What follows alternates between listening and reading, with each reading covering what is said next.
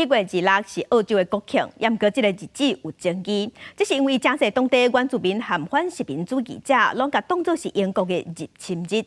伫26进前，今仔日进行伫墨尔本顶几天啊，英国冒险家库克船长的雕像被破坏，也那市中心维多利亚女王的纪念碑嘛被喷漆。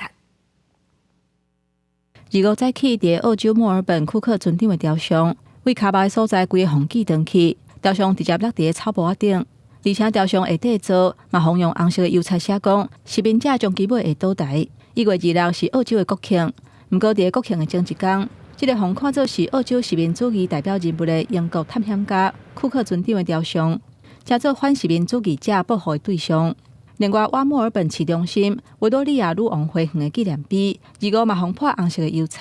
工人是赶紧来清理。This sort of vandalism really has no place in our community, and we'll be working. I want to signal today that we will be working with council to repair and reinstate the statue in St Kilda that has been vandalised overnight.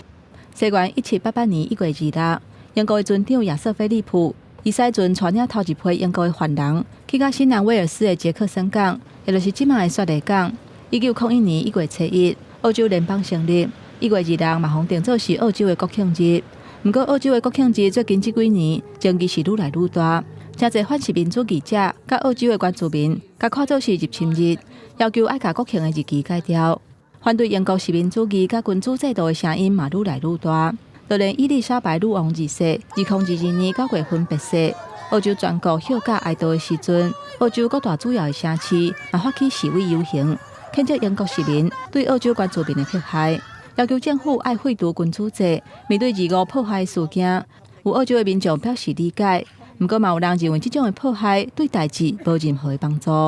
How can you celebrate the equivalent of a Holocaust? The Jewish people don't celebrate the Holocaust. For Aboriginal people, this was the day it all began. I care about the Indigenous people, but in saying that as well, I don't see particularly